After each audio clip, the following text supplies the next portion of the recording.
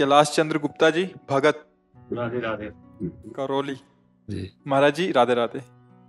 महाराज जी, जीवन में पूर्ण विश्रांति यानी संपूर्ण परमानंद की प्राप्ति का सहज सरल मार्ग बतलाएं।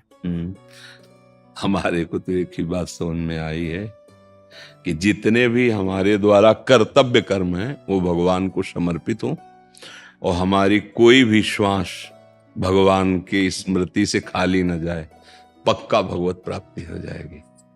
गोस्वामी तुलसीदास जी कहते हैं, मैं शपथ पूर्वक कहता हूं, भगवान शंकर को साक्षी करके कहता हूं, अगर जरा भी मिथ्या हो तो मेरी जबान गल जाए, रा और मां इन दो अक्षरों ने मुझे परम विश्राम दे दिया। जाकी कृपा लवलेस ते मतिमंद तुलसीदास हो, पायो परम विश्राम राम समान प्रभु नाहि। दो जीवन में है, एक स्मृति एक क्रिया। तो क्रिया तदर्पिता अखिलाचारिता और स्मृति तद स्मरणेन परम व्याकुलते। देवर्षि नारद जी के वचन है। जितने भी आचरण करो वो शास्त्र सम्मत हो और भगवान को समर्पित हो और अंदर ही अंदर नाम चल रहा हो, बस सहज में भगवत प्राप्ति हो जाएगी। और भगवान गीता जी में भी कहते हैं, अनन्य चेता सततम यो माम स्मृति नित्य सहा तस्याहम सुलभा पार्थ नित्युक्त योगिना।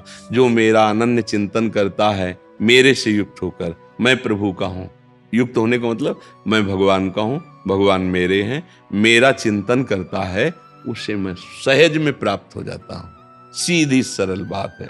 जो आचरण हो शास्त्र सम्मत हो और भगवान को समर्पित हो और एक एक श्वास हमारी खाली न जाए, नाम युक्त जाए, तो भगवत प्राप्ति निश्चित हो जाएगी।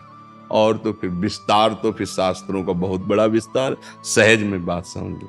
समझ रहे हैं आप? इसमें कोई संशय आपको? हाँ, ये हम अपने जीवन की तुम्हें बात बता रहे हैं कि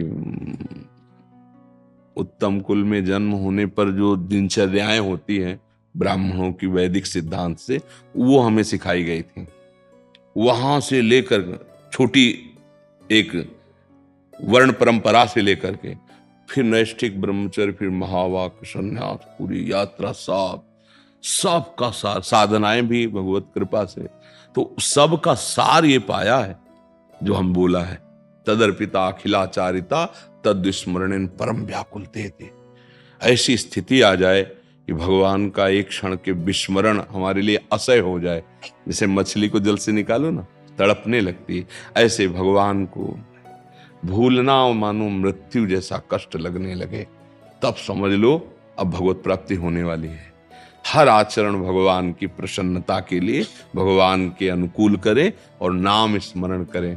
जैसे दो लकड़ियों के रगड़ने से अग्नि पैदा हो जाती है, अरण्य मंथन यद्यपि दिखाई नहीं देता पर रगड़ करो तो अग्नि पैदा हो जाए, ऐसे जवान में नाम रगड़ने से अध्यात्म शक्ति प्रबल हो जाती है।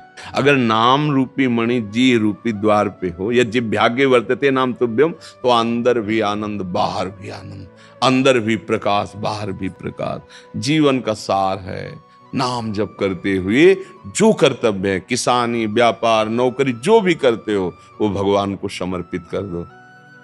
मान लो 8 घंटा ड्यूटी की, भगवान को कि 8 घंटा में जो भी हमसे गलती क्षमा करो, ये 8 घंटा में आपको जो भी स्मरण किया उसके साथ एक कर्म आपको वो कर्म समर्पण आपको भगवत प्राप्ति करा देगा। और नाम स्मरण नहीं चल रहा तो फिर गड़बड़ है। नाम स्मरण, यही भगवत प्राप्ति में कठिनता है। देखो भजन कहाँ हो पाता है, निरंतर नहीं हो। हम थोड़ी देर तो जपते, फिर वो संसार, फिर वही, इसी का अभ्यास करना है। सोवत हूँ रसना रटे राधा कृष्ण सुनाम, सो रहे पर जिह्वा से निकल रहा राधा कृष्ण राधा कृष्ण राधा कृष्ण। भक्त जनों को नींद में भी भगवान की स्मृति रहती है। कैसे पता चलता है?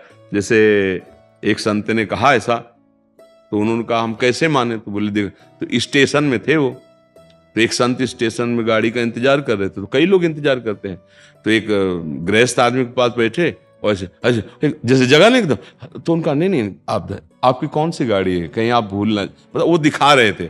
और संत के पास गए जो ऐसे कर, तो उठे एकदम, राम राम राम राम, क्या बात है भैया? बोले कुछ नहीं स्वामी जी, हम इसलिए सोच रहे थे कि आपकी गाड़ी कौन सी है, कहीं आप सो गए? बोले हाँ भैया अभी आने वाली।